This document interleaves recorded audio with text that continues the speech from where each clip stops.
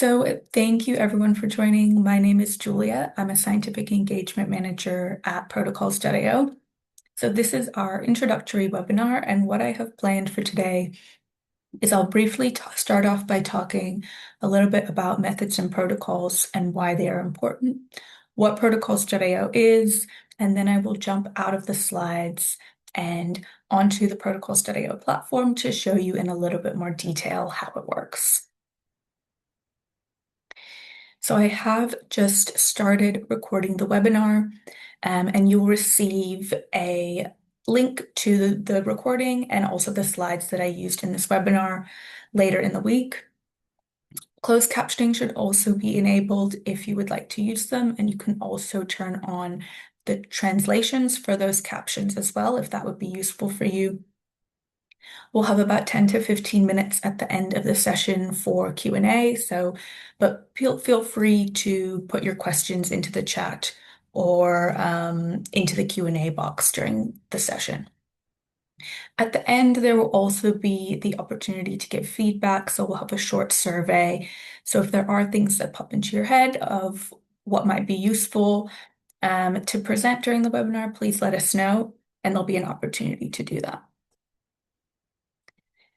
And a little bit more information for those who are joining and you would prefer to have translated captions. If English isn't your first language, you can access that down the bottom here. So you'll click to show captions, and then you'll have the opportunity to select what language you would like them. All right. So one of the reasons that I'm here today is that oftentimes sufficient information for repeating experiments is often lacking. And so we can see some nice examples here from researchers complaining about this very fact. My personal favorite is the one in the middle from a physicist, and we can see that there's a citation chain where it says devices were fabricated as previously described, and then when you get back to the original citation, it says devices were fabricated with conventional methods. So that's not very helpful for someone who's trying to build on that science. And it can be incredibly frustrating when you're trying to do that, and there are key pieces of information missing regarding those method details. And one of the things that this leads to is a greater lack of reproducibility. I won't spend too much time thinking about it because I think it's something that we've all heard a lot about. And if you haven't, there have been various articles published in the last decade or so touching on this. What I'm showing here is a recent publication from last year, and I thought that was a really nice quote in this article. We'll start at the bottom of the quote, actually, where he says that open sharing of data and protocols can address these problems, which is absolutely one way to improve reproducibility. But I think the main point that I understand him making is that really there are structural weaknesses in the way that we're producing, documenting, and communicating our science. So reproducibility doesn't start at publication when you are trying to communicate your science out. It starts in the lab when you're doing the experiment. That's when you should start thinking about these things. Also, when we say reproducibility, it's not only about other people trying to reproduce your work, because most of the time, the person who's going to be looking back and reusing and building upon your methods is yourself. So a few months down the line, you might not always remember why you changed a certain parameter or which version of the protocol worked the best. Everyone has different documentation styles. Some are better than others. I know that was a lesson that I had to learn throughout my PhD, but that becomes really important because for you to document that information clearly, it makes it a lot easier down the line when it comes to sharing that information openly. And that is, I think, one of the key issues is that we speak to a lot of scientists, and when we talk about open sharing of things like methods and protocols, most people are quite on board with the idea. It's not that they don't care about it, it's that you're busy and it does take time and effort to take that step to share your methods openly. So what I would like to encourage you to think about is what can you do early and when you're doing the experiment to save yourself that time later and make it easier for you to share that method openly when it does come time to do so. And there are tools that can help you do that, and Protocols.io is one of them. So really the idea of Protocols.io is that you use it throughout your research, not only when publishing. And that's why our goal is to make it easy to share those method details before, during, and after publication. To enable that, there are two sides of the platform, and we can see them here. So we'll start off talking about the private side of the platform. And the idea is that Protocols.io is an experimental workflow tool that helps you during that method development stage. So you can document and track method tweaks over time to see how they evolve. And you can do that collaboratively in your lab, or if you do have global collaborators as well. And the idea is that as you are using the private side for that documentation, once it does become time to share openly, you can click a button, move that method to the public side of the platform, which is where Protocols.io is an open methods repository. So similar to a preprint, but very specific on research methods and protocols. And then when you publish that method, you can receive a DOI for it, so people can cite it, you can get additional credit. You can link it to a research paper that it's associated with, and they're published in a format that makes it really easy to reuse and build upon, which I'll talk about a little bit more later. So Protocols.io is free for open research, so there's no cost associated with creating and publishing protocols. There are some limits to this private side of the platform with a free account. The main one is that there is a limit in terms of the number of protocols that can stay private at one time, and the limit is 2 private protocols. But as you're creating them, as soon as you publish one of those protocols, it will then free up another slot for you to create a private protocol. So the idea is that you'll be working on them and publishing them, and as long as you're making those methods open and publishing your science, it's free to use. There are as well many universities that take out site licenses to enable their researchers to fully utilize the private side of the platform. So we can see some examples of institutions on the left here. There's a longer list as well. So if you're not sure if you have premium access to Protocols.io, you can go to this link here, protocols.io/for-institutions. And if you scroll down on the page, you'll see a drop down and you can see the list of all the universities that would have premium Protocols.io. And if your university is in that list, there'll be instructions on how you can activate that. What I did want to highlight as well is we are a Research for Life partner. And so what that does is it gives free access to Protocols.io to researchers in low-resourced locations. And so this is the map here. So if you are based in one of these countries colored in blue via Research for Life, you should be able to access no-cost premium Protocols.io. If anybody is in that situation, let me know and I can point you to more information at the end of the session. What you'll see here on the right is one of the protocols on Protocols.io. And what I want to highlight here is that unlike something that can be relatively static, like a Word or PDF document, the protocols on Protocols.io are very dynamic and interactive. So you can add in various components to put the right information in the right place, and then they can be scaled up and down later.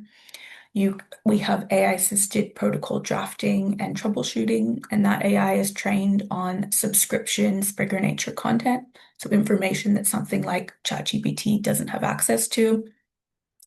And then the protocols themselves, you can document how they're executed in the lab. That's what we call a run record. You can do that from your phone or a tablet. And then it's very collaborative as well to comment and create these protocols in shared spaces. But I'll show this when we jump into the platform. And all of this can happen on the private side of the platform. Then when you have developed a method that you're ready to share, either because you want to share it with the community because you like being open, or if you're publishing a paper that uses that method, you go to your protocol on protocols.io and click the publish button. And then what I'll talk about is what that looks like in practice. And so when you use protocols.io, you're doing something that's called modular publishing. And what that is where you might publish a central story of your research in a research paper, but there's a lot of different outputs that would go alongside that paper. And then all of those separate outputs or modules can be published in fit-for-purpose repositories.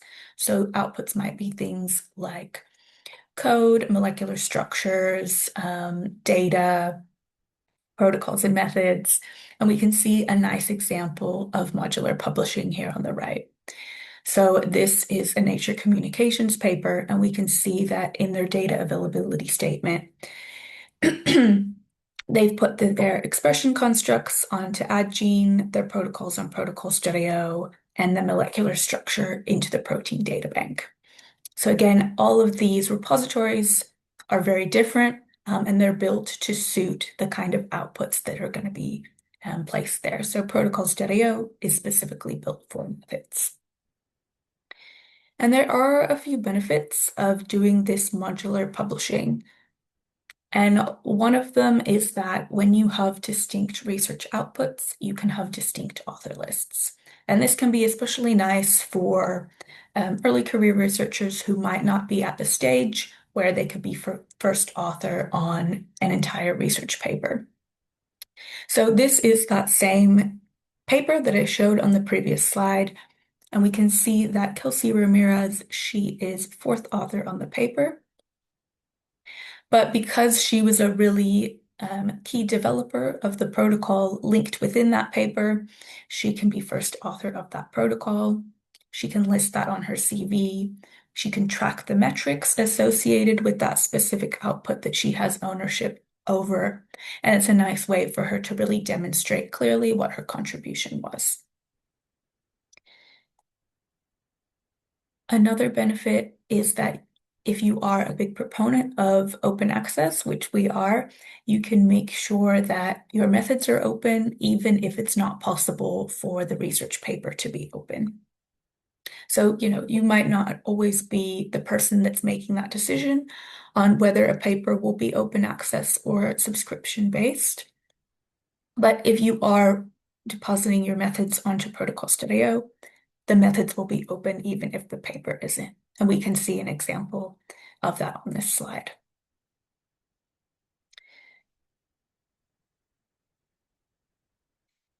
And then if we zoom out a little bit, this is what a workflow might look like when you're using protocols.io.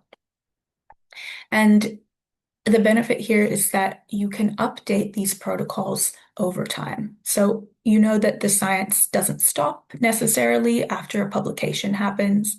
And so when you're putting your method on protocols.io, after you publish a research paper, if you internally improve upon those methods, you can share those incremental improvements on protocols.io by publishing new versions. And we can see a nice example of that here. So they originally published their first version of the method on protocols.io at the same time that they were publishing their preprint. And then as they were putting together the journal article for +1, they updated their protocols.io protocol and then linked that second version to the research article. And then even after the article was published, they were able to publish improvements nearly a year later. And because that method is on Protocol Studio, it can be improved and built upon via new versions or new forks by anyone else who's might be working on that method down the line. One of the things that people also ask about is as I'm publishing new versions of my protocol, what's happening with the DOI? Is it the same DOI? Is it going to be a different DOI? And the answer to that is that each protocol version does have a different DOI, but we have a mechanism that makes sure that people can always know and access the most up-to-date version. We call it dynamic permanence. And so we can see here, this was a method that was published in PLOS Biology, and they've put the DOI to that method in the materials and methods section of the paper.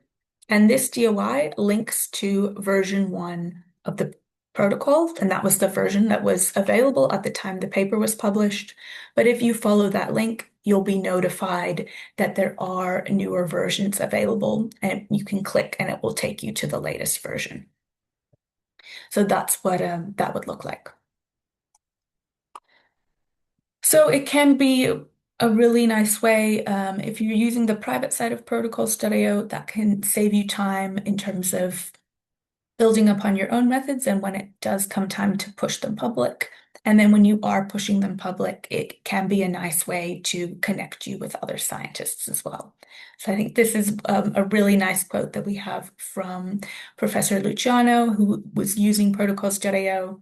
And he says that 80% of his recent collaborations have been a direct result of publishing on Protocol Studio. So people are finding these protocols independently of research articles and building upon them. So I hope that gave a nice introduction on how Protocol Studio can help you through the different stages of your research. What I will do now is move out of the slides and we'll move onto the Protocol Studio platform and cover some of the topics shown here. Before we do that, I will check if we have any questions in the chat. I see one from Justine from Ghana. How do I get signed up for the premium version of Protocol Studio? Okay, I will quickly show that when I move out of the slides. One moment while I get my sharing set up.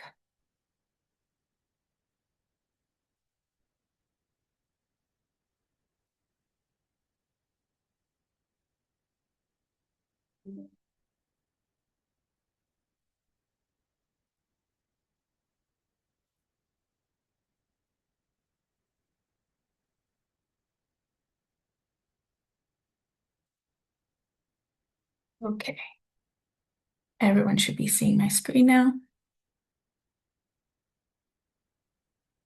All right, Justine, before we start this section, what I will do is I will say what you can do is go to protocolstudio.organizations, and you'll scroll down and you'll find the Research for Life partner. So if I click on that, there will be two links. And so you can check your eligibility via this link here. So that will take you to the Research for Life page. And then, so information on how to access that upgrade, you'll need to log into the Research for Life portal. And that can be done via this link here. So follow these instructions. If you do have any issues or get lost, feel free to contact us directly, and I'll share those contact details at the end of the slide. All right, so it sounded like we have a few people on the call who have used Protocol Studio before for searching the public content. And so you can see when you go to Protocol Studio, you can easily search all of the published protocols. But if you don't have an account yet, if you haven't signed up, you'll see options in the top right here to create your account. Once you do that, during your account creation process, it will prompt you to create a workspace. And the workspace will be the place where your private protocols are stored before they're pushed public. And so you'll need to create a workspace. And when you do that, you will land on a page that looks like this. And so this is kind of the About section for your workspace. Let me zoom in a little bit, actually. This is the About section for your workspace. And then as you're joining or creating additional workspaces, they will show up here along the left. So I'm in a lot of workspaces because I work for Protocol Studio, but you might only be in a couple. And then what you'll need to do is, so you can open that up and access various things, which I'll show here. But I would recommend starting by clicking on this workspace folder. And then it will take you to the space where your protocols are stored, and then you can organize them in folders and things like that. You, of course, probably won't have any documents in your workspace yet, but I'll show you in a moment how you can start creating them and the best way to do that. But once you've created your workspace, you might want to think about, if you are working across multiple people, inviting other people into it, and then you can all collaborate on the same protocol. So I'll show you where to access that. So if you've created the workspace, you will automatically be an administrator, and then you can go down into administration settings, members, and you would be able to see who's in your workspace and invite other people into it via their email or creating a link for them to join. Another thing to think about if you are setting up a workspace with people in it is what access settings you'll want for the people within that workspace that can be accessed here. And this is where you control things. So, like who's able to edit protocols, who's able to only view protocols, who's able to publish. So if you do have various levels of seniority within your workspace, you might want to control who's able to do what. And so that's where you can do that here. I won't run through this in too much detail, but make sure to check out the different tabs and configure that how you'd like. Another thing to highlight with the workspaces is that they can be either public or private. So this workspace that I'm in right now, it's a private workspace, which means the only person who would know that it exists are me and the other members of that workspace. But what I could do as well is I could change that to be a public workspace. So I go into settings, we can see I have the option to make it a public workspace. And if I do that, it will then appear in the protocols.io search results. It will appear on Google, and so it will be discoverable externally. So an example of a public workspace is this one here, which is the Coronavirus Method Development Community. So if you search for that, you'll be able to find this workspace as well. And then I can see all of the published protocols that are associated with that workspace. I will see who's joined that workspace, and things like discussion. So these are comments that have been made on the protocols within that workspace. This one, anyone can join, so I've joined that, but you'll have the option to have it so anyone can join your workspace or people have to request to join. So there are a few different options there. If we go back into our workspace now, I would recommend if you're starting out with Protocol Studio and you want to get familiar, just start by creating a protocol. It can be nice to start with a protocol that you're already trying to publish, but if you don't have one that you're wanting to publish yet, just start with any protocol, playing around and seeing what you can do with Protocol Studio. When you create your account, there will be this little box that will pop up that will tell you the different ways that you can create protocols. And so there's a few different options depending what suits your various situations. And I'll run through them briefly now. So I will start off with this one, which is where you can make a fork or copy of an existing protocol.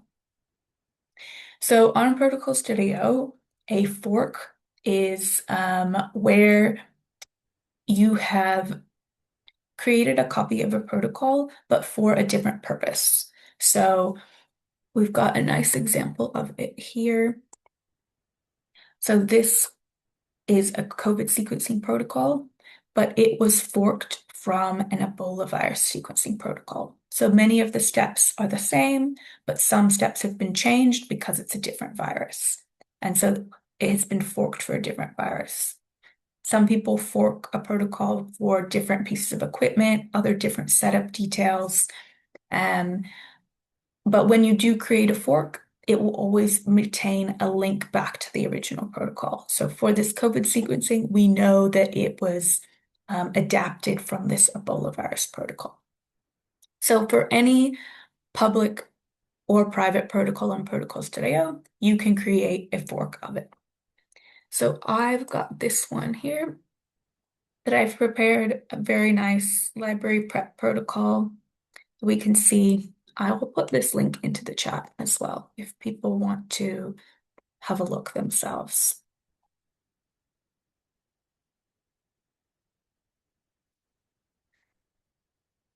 And so I can come in and I can click this button here where it says copy fork, and I can make a fork of that protocol. I won't do this right now, but if you did, what it would do is it would create a new document, a new protocol within your workspace that you would then be able to edit and do whatever you wanted with. So if you're not sure of how to get started, I would recommend searching the public content for a protocol you like and creating a fork of it, and then playing around with that protocol. The other option is if you have a protocol already drafted in Word or PDF format, or even if you have some notes written down in a paper lab notebook, you can take a photo of those, upload a Word document, and it will transfer that into the dynamic interactive protocol studio format. And so the way that you can do that is if I go to this new button and then click import a protocol, it will give me the option to upload a file. We can see it accepts lots of different file types. And then it will convert that into the protocol studio format. We'll see that there is a limitation in terms of it can only process 10 pages at a time. If you do have a particularly long document, the current workaround is to split it up into 10-page increments and then upload multiple ones. And then you'll be able to copy and paste them together later. But once you do that, it will take a little bit of time to process. That processing you'll see via a little window at the bottom here. But what I will show you is what is possible with that protocol import. So this is a PDF of a protocol that people were ready to publish. You can see, the title, authors, abstract, the protocol information. And so then this was imported using that process I just mentioned, and the output looks like this. And so it has created the identical protocol on Protocol Studio. It's put the title where the title should be, authors where the authors should be, and the steps of the method are into sections and individual steps. Now this looks great. The importer's done a really good job. Depending on how your protocol was originally structured, you might need to change the formatting around a little bit. It's not going to be perfect because it is AI, but it does go a long way of getting you started and getting that information into the platform. However, what we'll notice is that the information is put into this text format, but there's a lot more that you can do on Protocol Studio. And so once you have the imported protocol, you should think about adding things like components. And then what I will show now is the version of this protocol where that extra information has been added. So this is the same protocol. This was the version that was actually published. And we can see that now they've added in specific notes. So any information that was not instructional and was more of like a tips and tricks, you can put into these notes. We can see that they've added time estimates for the steps. And when you do that, it automatically would calculate the estimate for the whole section. And things like times, concentrations, they're put into these component formats. So that does a few things. It highlights the information that it's important and something that should stick in your mind when you're then following that instruction. And it also puts that information in a format that's more recognized by the system, and then it can um, reuse it later. So if you are executing this protocol in the run, which I'll show in a moment, these timers will run like an actual timer. Amounts can be scaled up and down, and it will do those calculations automatically. I'll show that a bit more in a moment. But the last option that you have for getting a protocol that you can start playing around with on the platform is we do have a new AI assisted protocol generation. And so the idea with this is that don't try not to generate a protocol using AI and then you publish that on the platform. The idea is that you use the AI, it will generate a starting point for you that will help you kind of move from the blank page to something that you can then adapt, test in the lab, and then edit. So it will give you a structure to build from. So to access that, you would need to go to New and then create a protocol. And then you have a blank protocol. Um, and you'll see this button here on the protocol, or there's also one here on the right. And so if I click on that, it will open up the chat interface and you can ask the AI to create a protocol for you. So as with most AI tools, the quality of the output that you're going to get from this is correlated to the quality of the prompt that you put in. So keep that in mind when you are following this. In another tab here, I have created some guidelines on prompting. So when you're thinking about generating your prompt, a poor prompt might be something like, how do I do immunofluorescence staining?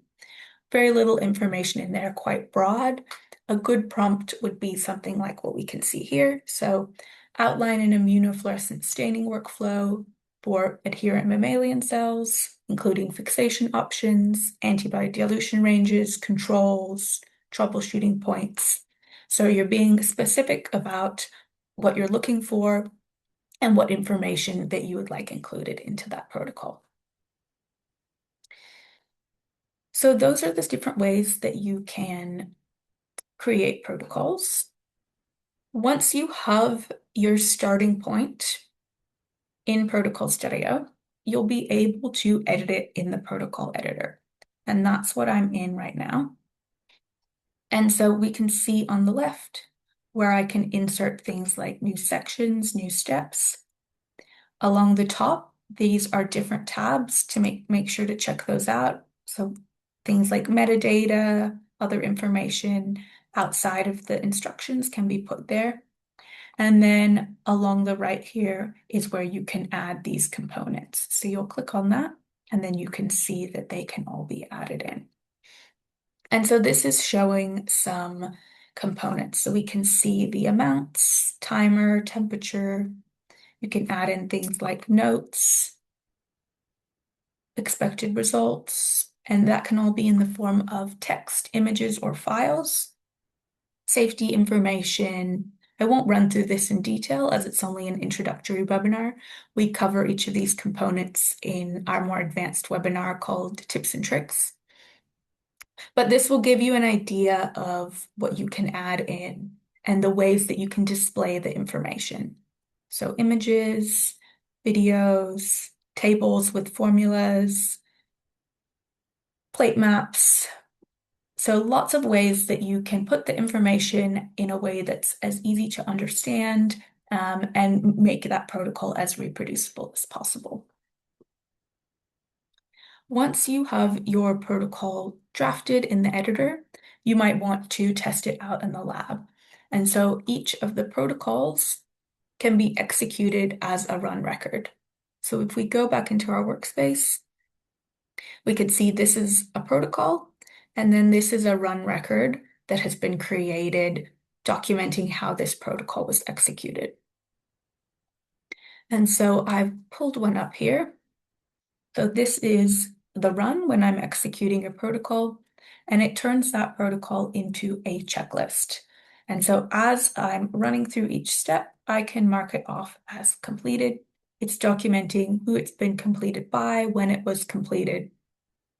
And if I am needing to make changes to a specific step, I can come in and I can make edits to that step because I made a change on this particular day.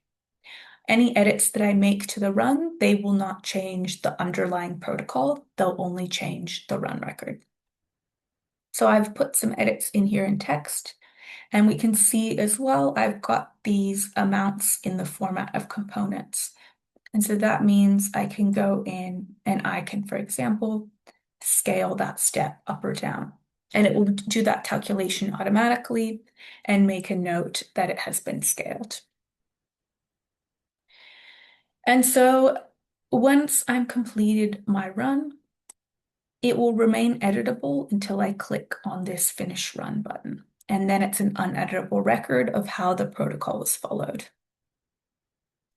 And what you can do as well is you can export these runs as a PDF or export them directly to an electronic lab notebook to put alongside any data that's been generated. So once you've created your protocol, you've tested it, you've run it in the lab, then maybe you're at the time when you're ready to publish it. If you are, you can come in and you can preview that protocol. So this is that one that I was showing earlier. And we can see all of the information here. And I can see these are the different publishing options along the top. So I can either publish it directly or I can reserve a DOI if I want to put that DOI in a research publication, but I'm not ready to publish the protocol fully just yet. And so if I click this button, it will take me to the publishing workflow. It's short 5 steps where it asks you to add standard things like authors, maybe acknowledge any funders.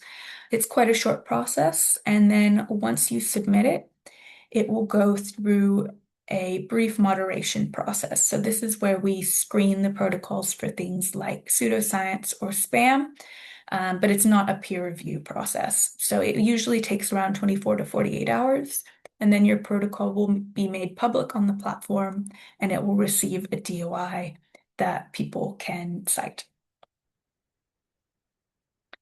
And so it will look something like this. This is a protocol I showed previously in the slides. It's quite a popular one on the platform. And I'll run through the different options that you can see on that protocol. So first of all, we can see that this is version 3 of the protocol. So the original was published in 2018, and then the authors were able to publish those improvements. I can come back and I can click on this to compare what's the differences between version 3 and version 2 if I want to know what's changed. I can translate the protocol as well.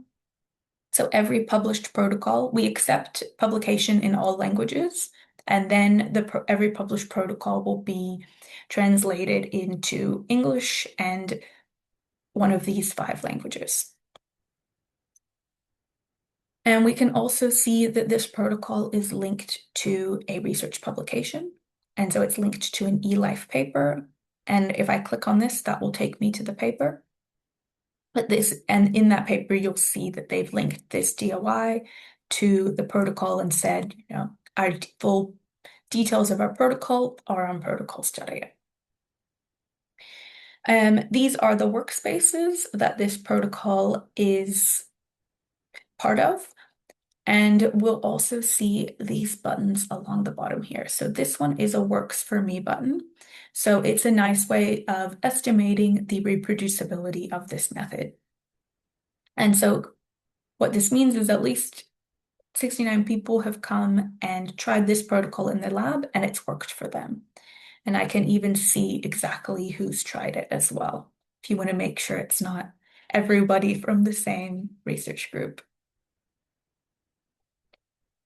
And then if I come down, I can go to the steps of the protocol and we can see that information. And if I do have any questions, I can comment on the individual steps of that protocol. So sometimes the authors answer those questions. Sometimes the questions are answered by other people who are using the protocol. There's no obligation to answer questions if you don't want to, but the option's there. And in this specific example, the authors really liked putting their protocol on Protocol.io and having this Q&A directly publicly available in the protocol. Because before that, they were sharing their methods in a different way, but they were getting people to ask the same questions over and over again via email. But here, everyone can see the answers. And so that was reducing a lot of work for them. And then if we go back up to the top, we can see again these different tabs along here. So you can go in and we can see the metrics for the protocol itself. So how many people are viewing it over time. We have very traditional metrics like where has the protocol been cited, and then other less traditional metrics. So things like forks. So how many people have created their own private version of this protocol that would indicate that the protocol is being used by the community, but maybe they're not ready to publish yet, or maybe they will never end up publishing. And so you can still see that use before maybe a publication would happen. So that is all I had to show from Protocol Studio. What we will do now is move back into the slides and finish up before we go into Q&A.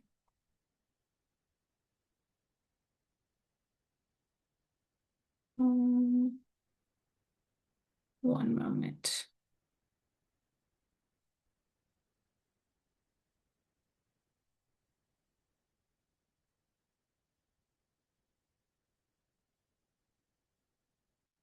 Okay. And so I think what I wanted to highlight as well is that a lot of the examples that I showed were very wet lab biology based, but people do use protocols.io across disciplines. And we've got some nice examples here that you can check out once you receive the slides. So we are discipline agnostic. We accept protocols from all disciplines. Anything that is a research method can be put and deposited onto protocols.io. Then lastly, it is a really good time to start thinking about sharing your methods openly because it is something that's becoming a lot more popular. We're seeing policy recommendations around this, recommendations from journals and publishers as well. So there are over 1,000 journals that recommend putting methods onto protocols.io during their manuscript submission process. And these are journals even outside of Springer Nature who recommend that. Similarly, with funders, we're seeing that they recommend open sharing of methods on something like protocols.io. And this funder here, so ASAP Parkinson's, they actually mandate if we are funding your work, you need to be sharing your methods on protocols.io. And then these are some more of the institutions, so various universities that have site licenses to help their researchers um, have more reproducible publications and research. This is an introductory session, so I can only cover so much, but if you do need more help, there are a variety of places where you can find that. So we do have our help center, short video tutorials. You can sign up for other webinars. And if you do have really specific questions, you can also request a one-on-one demo. And then that would be a Zoom call, probably with me if you're kind of in the European time zone, where you can ask whatever questions that you'd like. So thank you very much for listening. We'll move into the Q&A section now.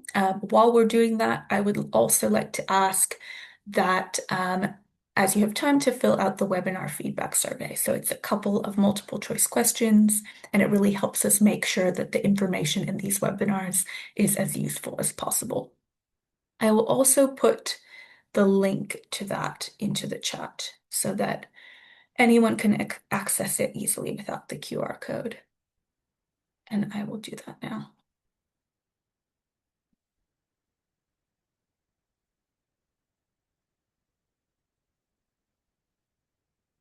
Okay.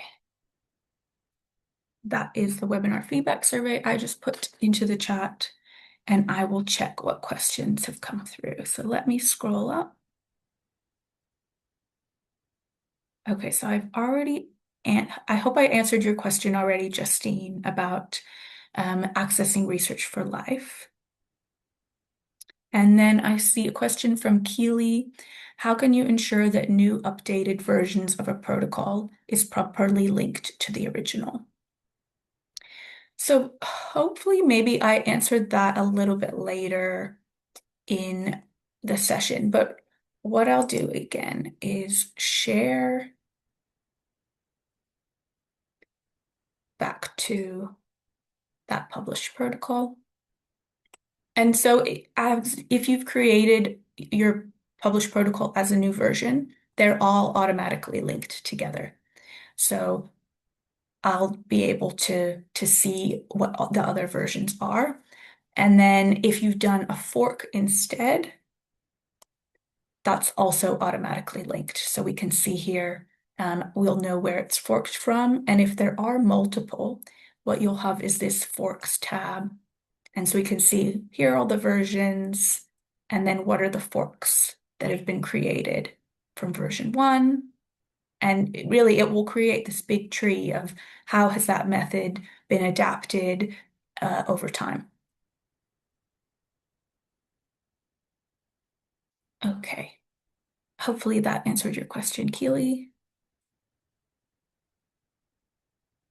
And then, is it possible to create protocols for mixed methods systematic reviews? We have different kinds of studies, quanti, quali, RCT.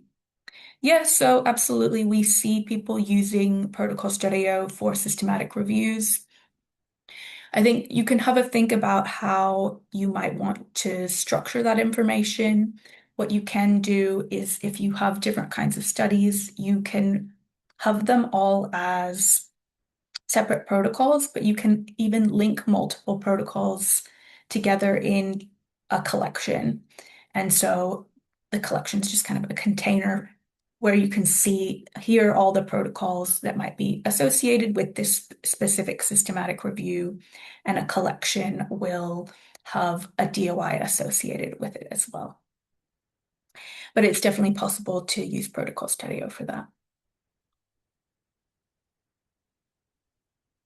And then I see another one, when one creates a protocol with a DOI, is it considered as a scientific publication? So I guess it depends what your definition of a scientific publication is. It's not a formal research article published in a journal. You could think of it more similarly as publishing a preprint into a preprint server, but it is definitely a scientific output because it has the DOI. People can reference it, people can cite it, and you can track the metrics associated with that output. And we see people doing that, but it's not a research article. It hasn't been peer reviewed. So hope that answers your question.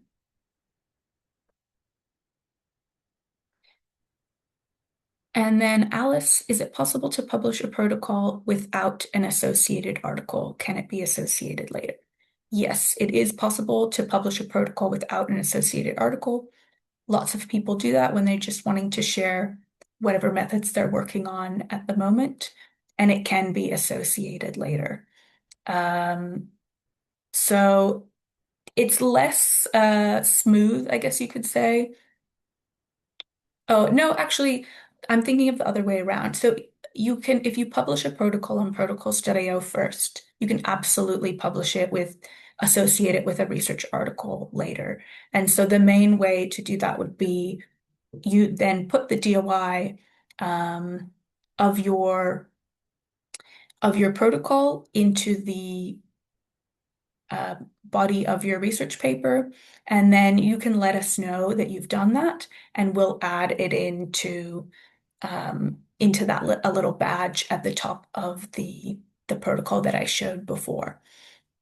What you can also do is if you're creating a new version, in the tabs along the protocol, there's one option for manuscript citation.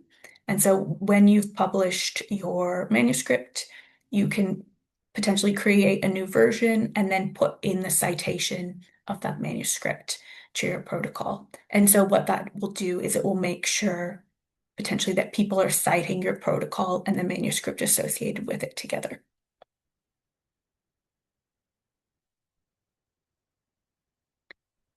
And then I saw that same question again, can a protocol be published independently? So I think yeah, just answered that one as well.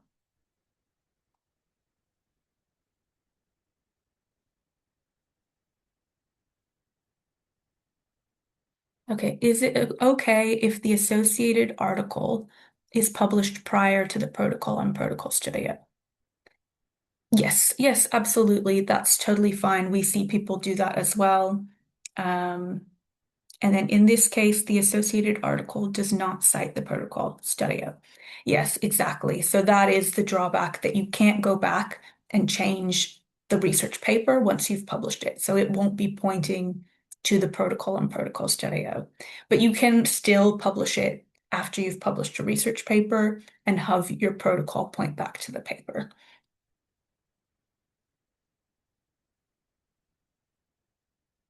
Um,